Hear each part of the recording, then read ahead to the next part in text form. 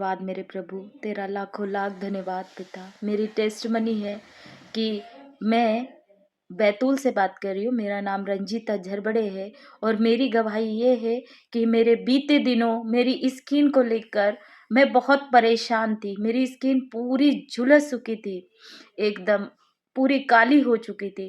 पर मैंने आनंद पास्टर जी के द्वारा प्रार्थना करवाई और परमेश्वर ने मुझे मेरी स्किन को अच्छा किया। मैं परमेश्वर का धन्यवाद करती हूँ। परमेश्वर का लाखों लाख धन्यवाद करती हूँ कि परमेश्वर ने मेरी स्किन में चंगाई दी। धन्यवाद मेरे प्रभु।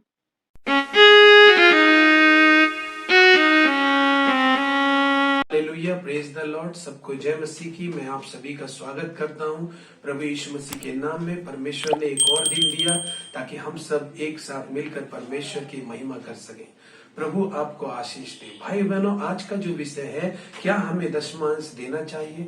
नए नियम के अनुसार क्या हमें दशमांश देना चाहिए? तो आज हम ऐसे विषय पे चर्चा करेंगे, क्योंकि ये जो विषय है, हमारी एक सिस्टर है, उन्होंने फोन किया और ये बात कही कि विषय पर एक वीडियो बनाइए, जिससे कि बहुत सारे लोग हैं जो इस विषय के बारे में कंफ्यूजन में हैं। या तो ऐसा प्रचार भी सुनते हैं वो कि दशमांश देना चाहिए, कभी वो सुनते हैं कि दशमांश नहीं देना चाहिए। ऐसे में जो मसीह में पहले से हैं वे तो कंफ्यूजन में आ ही जाते हैं, पर ऐसे भी लोग हैं जो प्रभु का वचन स्वीकार कर कर अभी नए नए प्रभु में आगे बढ़ रहे हैं। और जब वे वचन को सुनते हैं, कोई बोलता है कि देना चाहिए, कोई नहीं, तो वो और कंफ्यूजन में हो जाते हैं और शैतान पूरी तरह से उनके जीवन में काम करने के लिए तैयार रहता है, क्योंकि वे मसीह में अपना कदम बढ़ाते हैं। हालेलुया। तो भाई बहनों, आज हम ऐसे विषय के बारे में देखेंगे और परमेश्वर का धन्यवाद हो सिस्टर के द्वारा अपनी महिमा लेने के लिए, क्योंकि उनके इस सुझाव से बहुत सारे लोगों को अपने सवाल का उत्तर भी मिलेगा। तो ऐसे जितने भी लोग हमारे इस वीडियो को देख रहे हैं, वो पूरा इस वीडियो को देखें, क्योंकि जब तक आप पूरा इस वीडियो को नहीं देखेंगे तब तक आप पूरी तरह से क्लियर नहीं हो पाएंगे कि दशमांश देना चाहिए या नहीं। हालेलुया। तो हम लोगों को जरूरी भी है कि परमेश्वर का वचन क्या कहता है। अगर जो लोग परमेश्वर के भय और भक्ति के साथ जीवन को बिताना चाहते हैं, जो लोग परमेश्वर में सही रीति से चलना चाहते हैं, जिन्हें परमेश्वर के महिमा की चिंता है कि उनके जीवन से परमेश्वर की महिमा हो रही है या नहीं, तो ऐसे लोग हमेशा परमेश्वर के वचन की तलाश में रहते हैं कि परमेश्वर इस विषय में क्या कहता है, परमेश्वर इस विषय में क्या कहता है। तो आइए भाई बहनों, हम सब इसी विषय को जानेंगे मिलकर के। भाई बहनों, शैतान जो है वो शुरू से ही चाहता है कि आपका जीवन भ्रमित रहे, आपका जीवन भ्रष्ट रहे, आपका जीवन दरिद्रता में घिरा रहे, आपके जीवन आर्थिक तंगी से गुजरता रहे। शुरू से ही शैतान जो है, शुरू से ही कलीसिया के विश्वासियों के पीछे पड़ा हुआ है। और ऐसा केवल आपके पीछे ही नहीं पड़ा हुआ है, परंतु वो समस्त देशों की कलीसियाओं के पीछे पड़ा हुआ है। या तो वो चाहता है कि आप इसके विषय में अनजान रहें, ताकि ये आपको कभी पता न चले उसकी शिक्षा के विषय में, कि आप कभी ना जान सके कि उसकी शिक्षा क्या है, मसीह की शिक्षा क्या है। या फिर वो शिक्षा तो आपको मिले, पर आपकी समझ से वो खेलकर उसमें संदेह प्रकट करे, ताकि आप हमेशा कंफ्यूज रहें कि आपको ये करना चाहिए कि नहीं। या फिर आप समझ भी जाएं और परमेश्वर की शिक्षा भी आपको मिल जाए और आप समझ भी जाएं, तो फिर आपको वो कदम उठाने से रोकेगा। जगत की परिस्थितियों का उपयोग करके आपके सामने ऐसी परिस्थिति लाएगा जिससे कि आप उस शिक्षा पर चलने के लिए कदम ना उठा सके।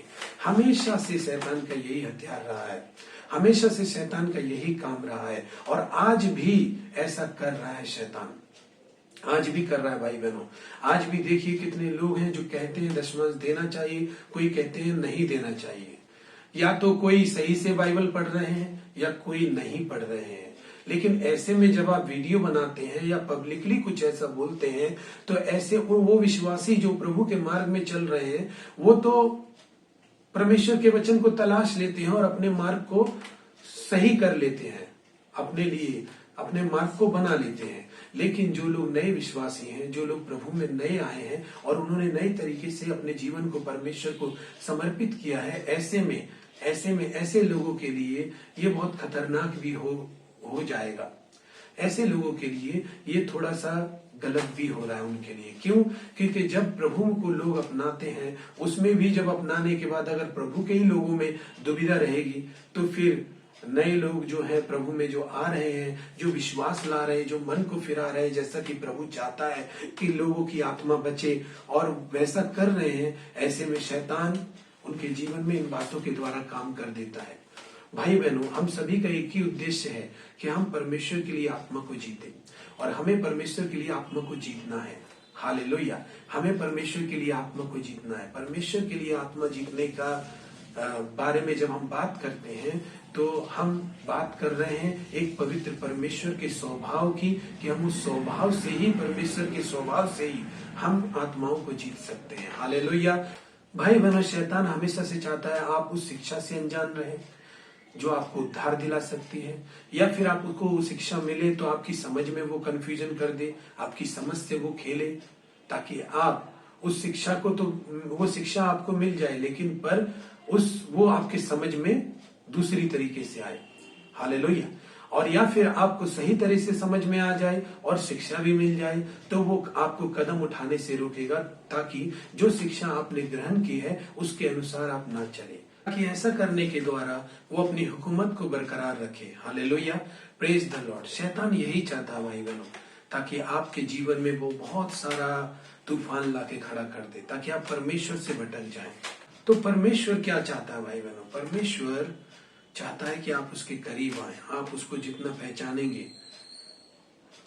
परमेश्वर कहता है कि उसके ज्ञान न होने से उसकी प्रजा नाश हो जाती है, और वही आज हो रहा है। हालेलुया। आइए हम आगे बढ़ते हैं। उत्पत्ति की पत्री 14 अध्याय 18 से। तब शालेम का राजा मेल्कीसेदेक, जो परम प्रधान ईश्वर का याजक था, रोटी और दाख मधु ले आया, और उसने अब्राहम को यह आशीर्वाद दिया, परम प्रधान ईश्वर की ओर से, जो आकाश और पृथ्वी का अधिकारी है, तू धन्य हो, और धन्य है परम प्रधान ईश्वर, जिसने तेरे द्रोहियों को तेरे वश में कर दिया। तब अब्राहम ने उसको सब वस्तुओं का दशमांश दिया। आशीष दी। भाई बहनों, हम देखते हैं यहाँ पर कि सबसे पहली बार जब दशमांश दिया गया तो अब्राहम ने सबसे पहले दशमांश दिया। किसको दिया? मेल्कीसेदेक को दिया। हालेलुया। और यहाँ पर यह नहीं लिखा है कि केवल अब्राहम ने 10वां अंश दिया। यहाँ पर यह लिखा है कि अब्राहम ने उसको सब वस्तुओं का 10वां अंश दिया। सब वस्तुओं का मतलब क्या है भाई बहनों? हालेलुया। सब वस्तुओं का मतलब यह है कि अगर मेरे पास 10 बोरी चावल आया तो 1 बोरी परमेश्वर का दशमांश हो गया। हालेलुया। अगर मेरे पास 10 भेड़ के बच्चे, भेड़ों ने 10 बच्चे दिए, तो उसमें से 1 बच्चा परमेश्वर का हो गया। हालेलुया। और ऐसे ही परमेश्वर ने सोना दिया तो उसमें से 1 भाग सोना परमेश्वर का हो गया। ऐसे ही करके उसने अपने पशुओं का, अपनी खेती बाड़ी का और अपने धन का दशमांश दिया। मतलब सारी वस्तुओं में से जो भी उसकी इनकम हुई, उसने उन सब का दशमांश मेल्कीसेदेक को दिया। ये होता है सब वस्तुओं का। हालेलुया। भाई बहनों, अब्राहम कौन था? हालेलुया। अब्राहम कौन था? हम इसको देखेंगे। गलातियों की पुस्तक 3 अध्याय 29 पद में देखेंगे कि वहां क्या बताता है। और यदि तुम मसीह के हो तो अब्राहम के वंश और प्रतिज्ञा के वारिस हो। हालेलुया। हालेलुया। अब्राहम के वंश और प्रतिज्ञा के अनुसार वारिस भी हो। हालेलुया। तो यहां पर जब हम देखते हैं कि अब्राहम कौन था, अब्राहम हमारा पिता है। हालेलुया। हालेलुया। अब्राहम कौन है? हमारा पिता है। हम कौन है? अगर हम मसीह में हैं तो अब्राहम के वंश के हैं और अब्राहम की से की गई प्रतिज्ञा के अनुसार वारिस भी हैं। हालेलुया। तो अब्राहम हमारा विश्वास का पिता है और उसने 10वां अंश दिया, और लिखा है कि उसने सब वस्तुओं का दशमांश दिया। हालेलुया। Praise the Lord. सब वस्तुओं का दशमांश मतलब परमेश्वर ने अब्राहम की जमीन को बढ़ाया, परमेश्वर ने अब्राहम की खेती को बढ़ाया, परमेश्वर ने अब्राहम के पशुओं को बढ़ाया, परमेश्वर ने अब्राहम के सोने चांदी को बढ़ाया। ये जितने भी प्रकार के धन है, जितनी भी कैटेगरी में परमेश्वर ने उनको बढ़ाया, उसने हर एक कैटेगरी में से 10वां अंश परमेश्वर के लिए निकालकर मेल्कीसेदेक को दिया। Hallelujah, praise the Lord. उत्पत्ति 28 अध्याय का 20 से 22 पद हम पढ़ेंगे भाई बहनों और जानेंगे।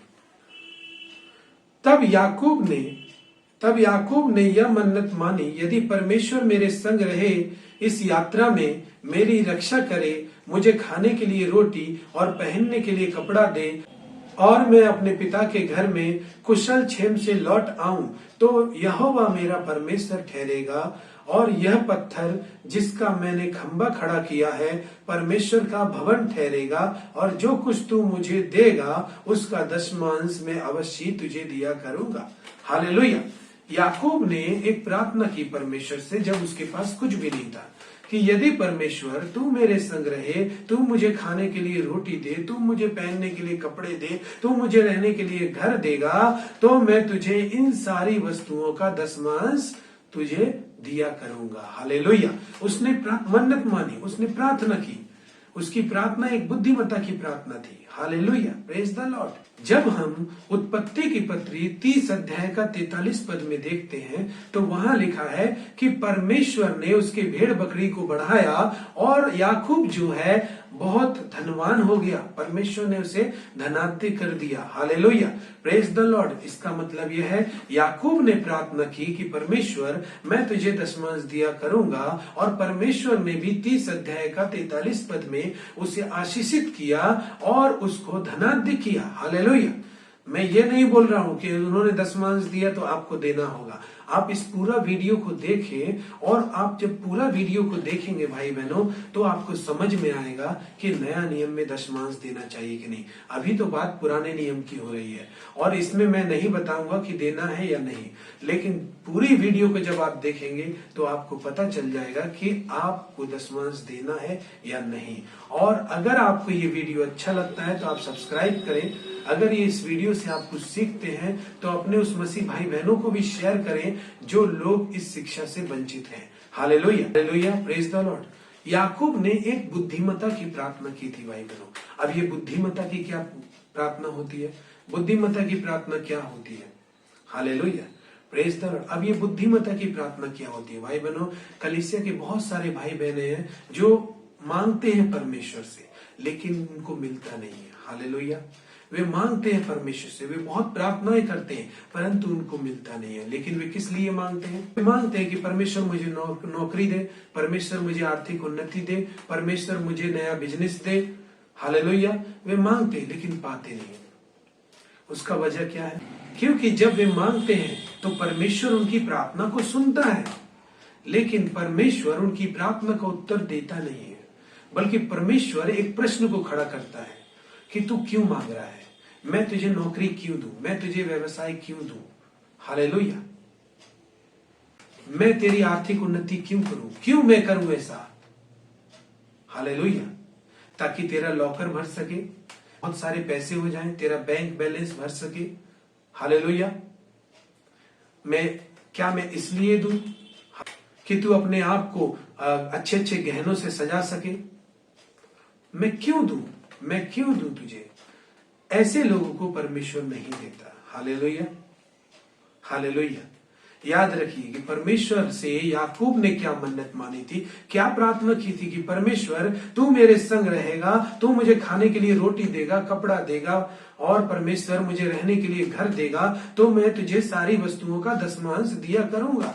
हालेलुया। लेकिन हम मांगते हैं ताकि हमारा बैंक बैलेंस बढ़े, हम मांगते हैं ताकि हम अपने आप को गहनों से सजा सकें, हम मांगते हैं ताकि हम अपना मान सम्मान दुनिया में फैला सकें। परमेश्वर ऐसी प्रार्थना का उत्तर नहीं देता, परमेश्वर ऐसे लोगों को नहीं देता भाई बहनों। Hallelujah, hallelujah. हाँ, जब प्रभु पूछे कि मैं तुझे क्यों दूं, तब आप कहेंगे प्रभु मुझे तू अच्छी नौकरी देगा तो मुझे अच्छी तनख्वाह मिलेगी, और अच्छी जब तनख्वाह मिलेगी मुझे, तो मैं उस तनख्वाह में से आपको 10वां अंश दूंगा। Hallelujah, hallelujah. प्रभु मुझे तेरी महिमा के लिए चाहिए। हालेलुया, मुझे तेरी महिमा के लिए चाहिए।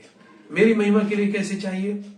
क्योंकि जब तू मुझे नौकरी देगा और जब मेरी सैलरी होगी तो मैं सैलरी में से तुझे 10वां अंश दिया करूंगा, जिससे तेरी सेवा होगी और तेरे नाम ऊंचा होगा। Hallelujah, hallelujah.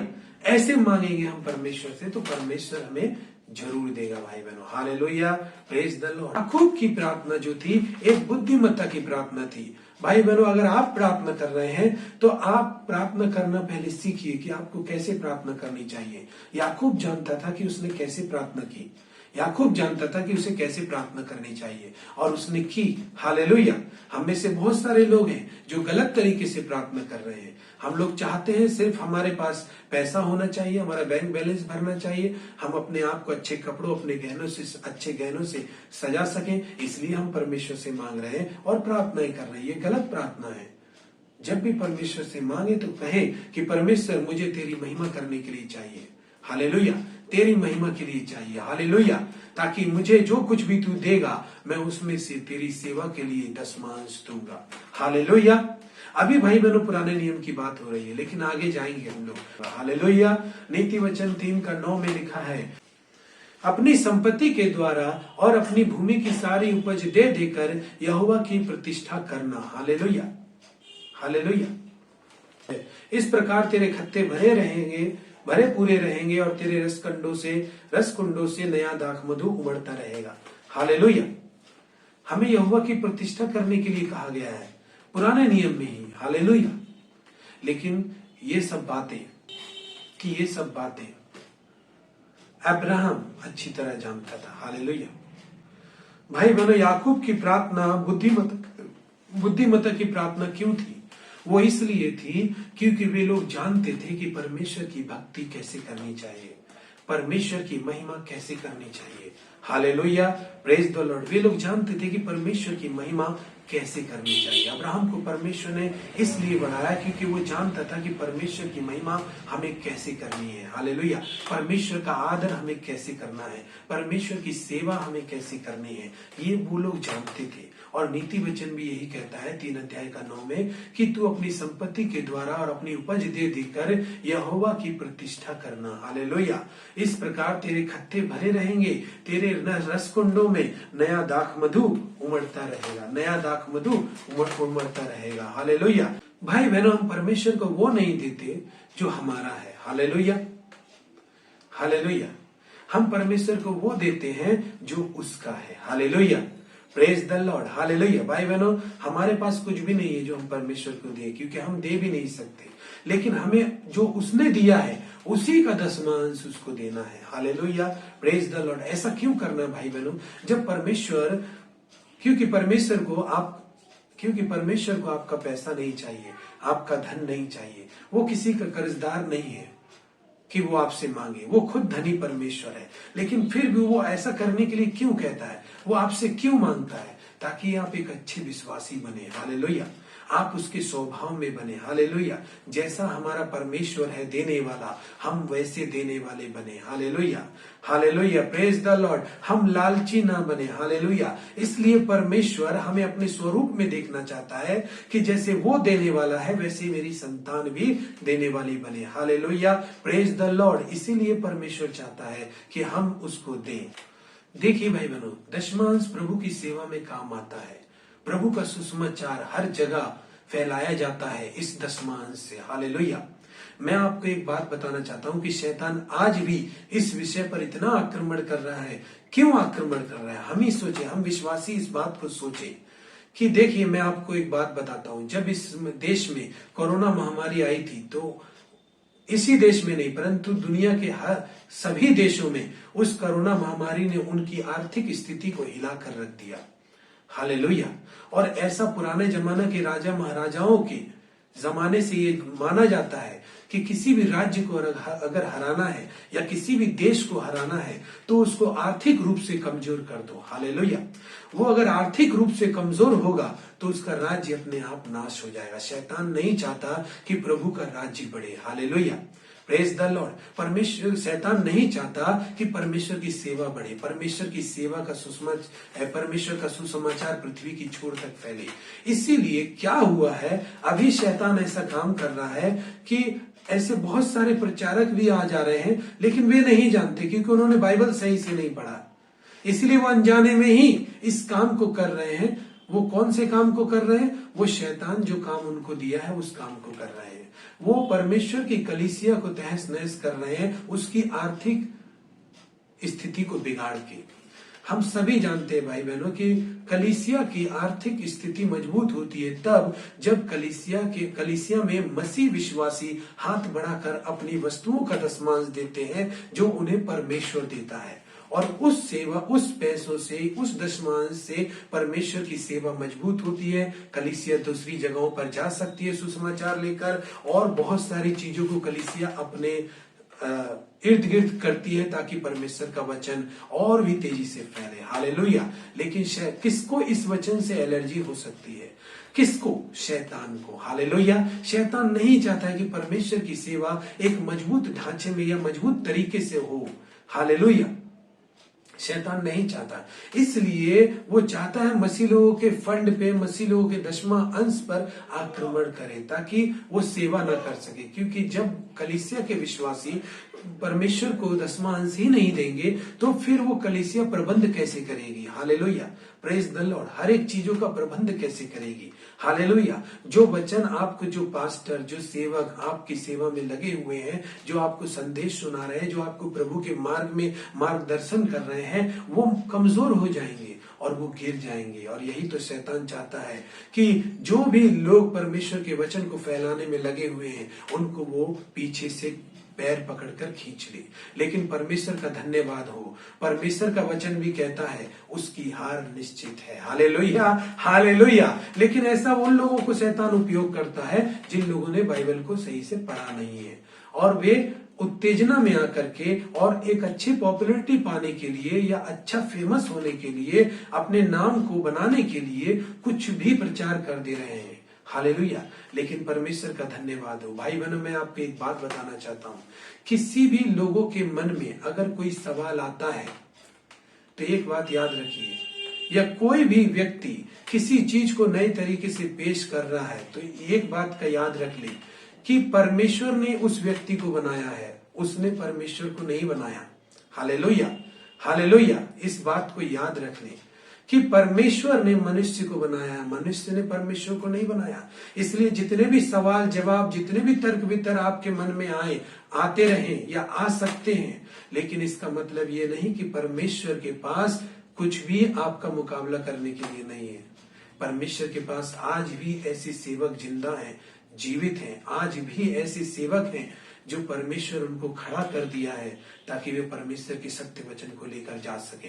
हालेलुया। दुष्ट चाहे कुछ भी कर ले, लेकिन परमेश्वर अपना भक्तों के लिए उनके भाग को अलग कर रखा है। भाई बहनों, शैतान का हार निश्चित है, क्योंकि परमेश्वर जो है मनुष्य को बनाया है, मनुष्य ने परमेश्वर को नहीं बनाया है। Hallelujah, hallelujah. परमेश्वर अपने लोगों के साथ हमेशा खड़ा है। भाई बहनों, वो हमेशा चाहता है कि अपने विश्वासियों के साथ हमेशा खड़ा रहे। हालेलुया।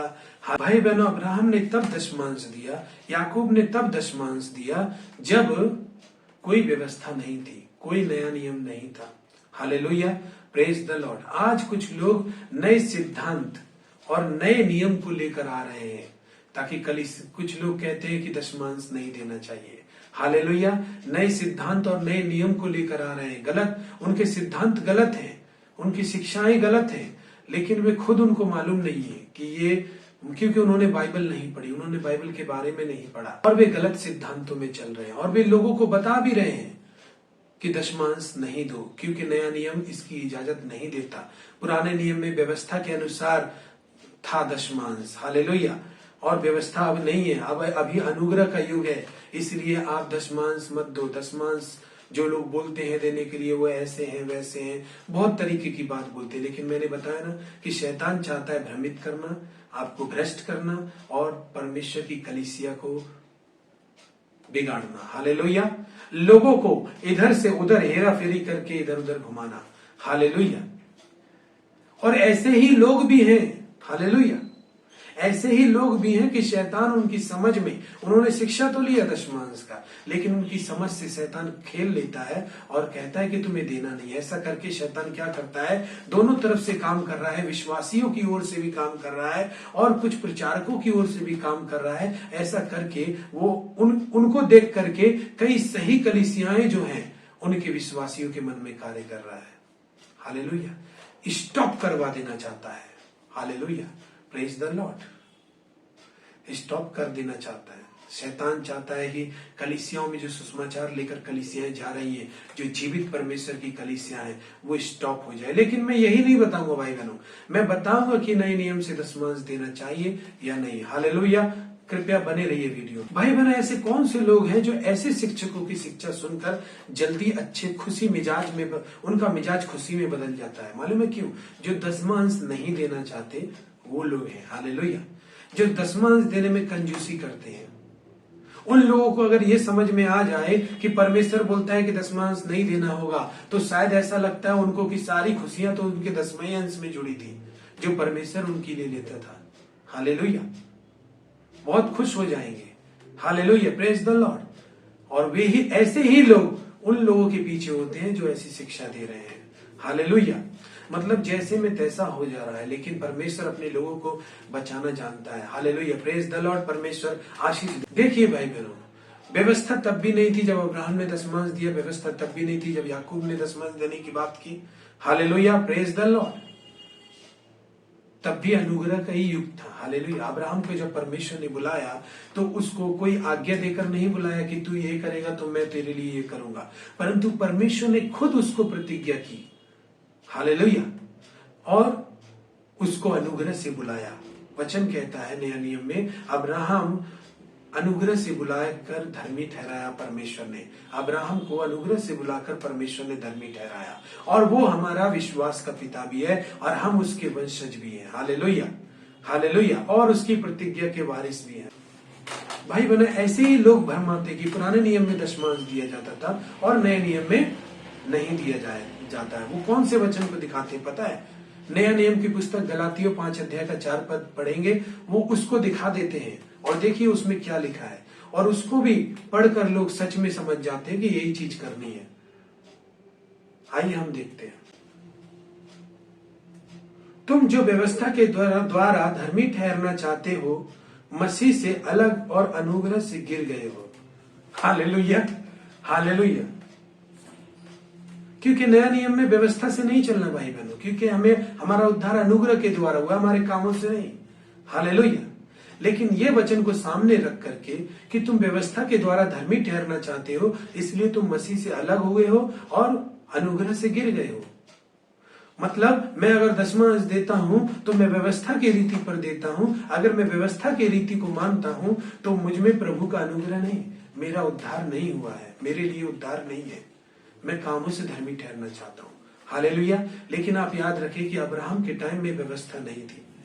ठीक है, अब्राहम को भी परमेश्वर ने अनुग्रह से बुलाया और धर्मी ठहराया। हालेलुया, और उससे दशमांश लिया, वो उसने दशमांश दिया। हालेलुया, अब आगे देखिए, वो लोग इस तरह की गलत धारणाओं में चलते हैं, उनको इन घटनाओं को पढ़ लेना चाहिए कि यहाँ पर तो व्यवस्था नहीं थी। हालेलुया, यहाँ पर तो कोई नया नियम नहीं था, लेकिन फिर भी अब्राहम ने दशमांश दिया। उनको ये घटनाएं पढ़नी चाहिए। Hallelujah, praise the Lord. लेकिन जब कोई व्यवस्था नहीं थी, जब कोई आज्ञा नहीं थी, तो फिर अब्राहम ने दशमांश कैसे दिया? हालेलुया, क्योंकि अब्राहम जानता था कि परमेश्वर की भक्ति कैसे करनी चाहिए। भाई, अगर आज अनुग्रह का युग है तो अनुग्रह का युग तो तब भी था जब अब्राहम ने दशमांश को दिया था। आइए जानते हैं कि जब अब्राहम ने मिल्कीसेदेक को दशमांश दिया तो ये मिल्कीसेदेक कौन है? इब्रानियों की पत्री 7 अध्याय का 1 से 3 पद तक पढ़ेंगे हम। यह मिल्कीसेदेक शालेम का राजा और परम प्रधान परमेश्वर का याजक सर्वदा याजक बना रहता है। जब अब्राहम राजाओं को मारकर लौटा जाता था तो इसी ने उससे भेंट करके उसे आशीष दी। इसी को अब्राहम ने सब वस्तुओं का 10वां अंश भी दिया। यह पहले अपने नाम के अर्थ के अनुसार धर्म का राजा, फिर शालेम का राजा अर्थात शांति का राजा है, जिसका ना पिता ना माता ना वंशावली है, जिसके दिनों का ना आदि है और ना जीवन का अंत है, परंतु परमेश्वर के पुत्र के स्वरूप ठहर कर वो सदा के लिए याजक बना रहता है। आमीन, हालेलुया। भाई बहनों, यहाँ पर बताता है कि जो मिल्कीसेदेक है वो शालेम का राजा मतलब शांति का राजा, हालेलुया। वो धर्म का राजा, शांति का राजा, सदा काल के लिए परम प्रधान परमेश्वर का याजक है, हालेलुया। ये जो शालेम का राजा है, ये जो मिल्कीसेदेक है, ये पहले तो अपने नाम के अनुसार धर्म का राजा है, हालेलुया। फिर वो शालेम का राजा है, मतलब शालेम मतलब शांति, वो शांति का राजा है, हालेलुया। ना तो उसके दिनों का अंत है ना आदि है, हालेलुया, और ना उसकी कोई वंशावली है, हालेलुया। ये कौन है भाई बहनों? इसको समझे कि अब्राहम ने किसको दशमांश दिया। इस बात को समझे कि किसको अब्राहम ने दशमांश दिया है। वो धर्म का राजा है, वो अपने नाम से तो धर्म का राजा है, और वो शालेम का राजा है मतलब शांति का राजा है, हालेलुया। शालेम का मतलब यरूशलेम भी होता है, और शांति का राजा शालेम का मतलब, हालेलुया। वो शालेम का राजा, शांति का राजा, ना तो उसके दिनों का अंत है ना आदि है, और ना तो उसकी कोई वंशावली है, ना ही माता पिता है, हालेलुया। ऐसा कौन हो सकता है? ऐसा कोई है दशमांश लेने वाला जिसके दिनों का आदि ना हो और अंत ना हो? ऐसा कोई है जिसकी वंशावली ना हो? Hallelujah, praise the Lord, hallelujah, praise the Lord. इसको समझे कि अब्राहम ने किसको दशमांश दिया।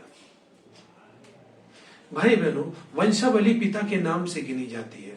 आपने देखा होगा जब मत्ती की पुस्तक खोलते होंगे तो अब्राहम का पुत्र इसहाक, इसहाक का पुत्र याकूब ऐसे करके लिखा होगा, किसी भी स्त्री का पुत्र करके नहीं लिखा होगा, हालेलुया।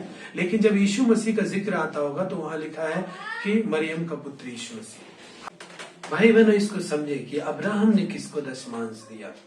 अब्राहम ने ऐसे किसी को दशमांश दिया है जिसके न दिनों का अंत है ना आदि है, जिसकी ना तो कोई वंशावली है, हालेलुया। आप मत्ती में जब आप देखते होंगे तो पढ़ते होंगे कि मरियम का पुत्र यीशु, हालेलुया। सबके पिता का नाम है उसमें पहले अध्याय में, लेकिन जब आप यीशु मसीह का जिक्र उधर पाएंगे तो मरियम का पुत्र यीशु लिखा है, हालेलुया, हालेलुया। और जब मरियम और यीशु मसीह एक काना के विवाह में गए थे और मरियम ने कहा था कि इनके पास दाखरस घट गया है, यूहन्ना 2 अध्याय में, तो उसने यही बोला, हे नारी मेरा टाइम अभी तक नहीं आया, हालेलुया। और क्रूस पर भी यीशु मसीह ने जब गुड फ्राइडे के दिन वचन बोला जाता है कि हे नारी ये तेरा पुत्र, उसने नारी करके मरियम को संबोधित किया है, हालेलुया। उसने अपनी माता के रूप में संबोधित नहीं किया, लेकिन नारी के रूप में संबोधित किया, हालेलुया। मतलब यीशु मसीह के न दिनों का अंत है और न शुरुआत है, न उसकी वंशावली है, न ये सारी जो बातें हैं, जो यीशु के बारे में जो बातें हैं और मिल्कीसेदेक के बारे में जो बातें हैं, वो सेम टू सेम मैच खाती हैं भाई बहनों।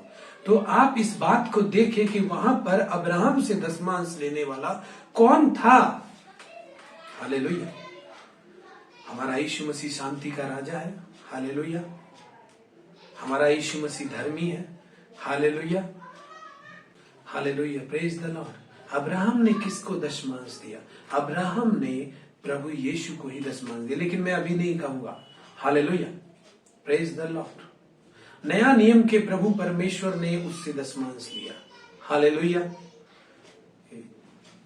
क्योंकि प्रभु यीशु में मिल्कीसेदेक में जो बात है वो प्रभु यीशु मसीह में पाई जाती है, और जो प्रभु यीशु मसीह में बातें हैं वे मिल्कीसेदेक में पाई जा रही हैं। और मिल्कीसेदेक अचानक ही प्रकट हुआ, इसीलिए उसका ना वंशावली है, ना आदि है, ना अंत है, ना कुछ भी है, हालेलुया। तो कौन है जो अब्राहम से दशमांश लिया? ठीक है, लेकिन वो अनुग्रह का युग भी है, वो व्यवस्था का युग नहीं है, हालेलुया। अब आप आगे देखें, इब्रानियों की पत्री 5 अध्याय का 10 पद में पढ़ेंगे हम। और उसे परमेश्वर की ओर से मिल्कीसेदेक की रीति पर महायाजक का पद मिला, हालेलुया। किसे? यीशु मसीह को, हालेलुया। मिल्कीसेदेक की रीति पर, मिल्कीसेदेक की रीति पर उसे महायाजक का पद मिला। जैसे मिल्कीसेदेक अचानक से प्रकट हुआ, ना तो उसके दिनों का अंत है ना शुरुआत है, ना ही उसके वंशावली है, ना ही उसके माता पिता हैं। इसी तरह से यीशु मसीह भी सेम टू सेम यही यीशु मसीह भी है। और परमेश्वर ने इस यीशु मसीह को मिल्कीसेदेक की रीति पर महायाजक का पद दिया। Hallelujah, hallelujah. इब्रानियों 4 अध्याय का 14 पद में लिखा है, इसलिए जब हमारा ऐसा बड़ा महायाजक है जो स्वर्गों से होकर गया है, अर्थात परमेश्वर का पुत्र यीशु, तो आओ हम अपने आप को अपने अंगीकार को दृढ़ता से थामे रहे। Hallelujah, praise the lord. प्रभु यीशु मसीह हमारा महायाजक है। हालेलुया, प्रभु यीशु मसीह हमारा महायाजक है भाई बहनों। ठीक उसी रीति से जैसे मिल्कीसेदेक याजक था। हालेलुया, उसी रीति से प्रभु यीशु मसीह हमारा महायाजक है। लेकिन मैं अभी ये नहीं बता रहा हूं कि दशमांश देना चाहिए या नहीं। ये वीडियो को अंत तक देखें, आप समझ जाए। मतलब ये हुआ कि मिल्कीसेदेक की जगह पर परमेश्वर ने प्रभु यीशु मसीह को हमारे लिए महायाजक बनाकर खड़ा किया है। हालेलुया, क्योंकि अब्राहम के लिए याजक मिल्कीसेदेक था और उसकी संतान के लिए महायाजक प्रभु यीशु मसीह है। Hallelujah, hallelujah. देखिए, हम अब्राहम के वंशज हैं वचन के अनुसार, प्रतिज्ञा के वारिस भी हैं। हालेलुया, प्रतिज्ञा के वारिस में हम प्रतिज्ञा के वारिस भी हैं और अब्राहम के वंशज भी हैं। हालेलुया, अब्राहम ने दशमांश दिया उस याजक को। हालेलुया, उस टाइम भी कोई व्यवस्था नहीं थी, कोई याजक नहीं था। हालेलुया, सिर्फ मिल्कीसेदेक याजक था। हालेलुया, जो पहला जिक्र हुआ। हालेलुया, जब मूसा ने व्यवस्था दी तब याजक आए, याजक उससे पहले नहीं थे। हालेलुया, आज हम देखते हैं कि याजक कौन है। आज भी व्यवस्था नहीं है, लेकिन याजक कौन है? परमेश्वर का वचन कहता है कि प्रभु यीशु मसीह को उसने महायाजक का पद दिया है। हालेलुया, और हम अब्राहम की संतान है। तो अब्राहम ने किसको दशमांश दिया? यीशु मसीह को। Hallelujah, hallelujah. इसीलिए यीशु मसीह कहता है, इससे पहले कि अब्राहम है उससे पहले मैं हूं। हालेलुया, नया नियम में कहा है। तो सब लोगों ने कहा, तू तो अभी 40 वर्ष का भी नहीं हुआ, तो तू कैसे कह सकता है कि तू अब्राहम से भी बड़ा है, अब्राहम से भी ज्यादा प्राचीन है। लेकिन भाई बहनों, प्रभु यीशु की बातें सभी के समझ में नहीं आती हैं। जो लोग सच्चाई के साथ फॉलो करना चाहते हैं, जो लोग वचन को खोजते हैं, उनकी समझ में आती है। Hallelujah, hallelujah, praise the Lord. 7 अध्याय का 5 और 6 पद पढ़ेंगे। लेवी की संतान में से जो याजक का पद पाते थे, उन्हें आज्ञा मिली है कि लोग अर्थात अपने भाइयों से, चाहे वे अब्राहम की देह से क्यों ना हो, जन्मे हो, व्यवस्था के अनुसार 10वां अंश ले। हालेलुया, पर इसने जो उनकी वंशावली में का भी न था, अब्राहम से 10वां अंश लिया और जिसे प्रतिज्ञाएं मिली थी उसे आशीष दी। और 7 पद, इसमें संदेह नहीं कि छोटा बड़े से आशीष पाता है। और 8 पद, और यहाँ तो मरणहार मनुष्य 10वां अंश लेते हैं, पर वहां वही लेता है जिसकी गवाही दी जाती है कि वो जीवित है। हालेलुया, भाई बहनों, लेवियों को आज्ञा मिली थी। जैसे लेवी कौन है? जब मूसा इजरायलियों को मिस्र देश से छुड़ा कर लाया, तो परमेश्वर ने उसे 10 आज्ञा दी कि इजरायलियों को सुना, और कुछ व्यवस्था भी दी। हालेलुया, व्यवस्था की आज्ञा और 10 आज्ञा अलग अलग है। हालेलुया, इस विषय में नहीं जाऊंगा, लेकिन व्यवस्था के द्वारा दी गई आज्ञा जो व्यवस्था करने के लिए है, वो अलग अलग है, वो अलग है। और 10 आज्ञा जो परमेश्वर ने दी है वो अलग है। हालेलुया, अब कैसे अलग है उसके बारे में बाद में वीडियो बनाऊंगा, लेकिन इतनी बता देता हूं मैं कि व्यवस्था वो होती है जो किसी भी चीज का प्रबंध करने के लिए होती है, वो कुछ देर के लिए होती है। या लेवी वो होते थे, जब लेवी तब आए जब मूसा इजरायलियों को मिस्र से छुड़ा कर लेकर आया, तो परमेश्वर ने इसे 10 आज्ञा दी। और 10 आज्ञा जब दी तो उसके साथ व्यवस्था की भी आज्ञा दी। Hallelujah, hallelujah. उसने 12 गोत्र थे और उन 12 गोत्रों को अलग अलग काम देना था। हालेलुया, जिसमें इजरायली के जो 12 गोत्र थे वे कौन थे? वे याकूब के 12 पुत्र थे, जिसमें यूसुफ भी एक पुत्र था, और वे सब अपने नाम के कारण एक गोत्र बन गए। उसकी संतान, उसकी संतान, उसकी संतान, वे एक गोत्र बन गए। जब मूसा उनको छुड़ा कर लाया तो परमेश्वर ने उसको व्यवस्था दी कि सबको, इजरायलियों को जमीन, खेती, सब कुछ दिया गया, सब कुछ बंटवारा हुआ। लेकिन लेवी एक ऐसा गोत्र था जो परमेश्वर ने कहा था कि लेवी जो गोत्र है वो मेरे घराने की सेवा करने के लिए अलग किया जाए, और इसीलिए उसको कुछ भी न दिया गया। तो परमेश्वर ने इसको कहा कि लेवी वो गोत्र होगा जो कुछ मेरे भवन में जो चढ़ावा चढ़ेगा या जो कुछ भी लोग मेरे भवन में मेरे लिए लेकर आएंगे उस पर लेवी का अधिकार होगा। Hallelujah, praise the Lord.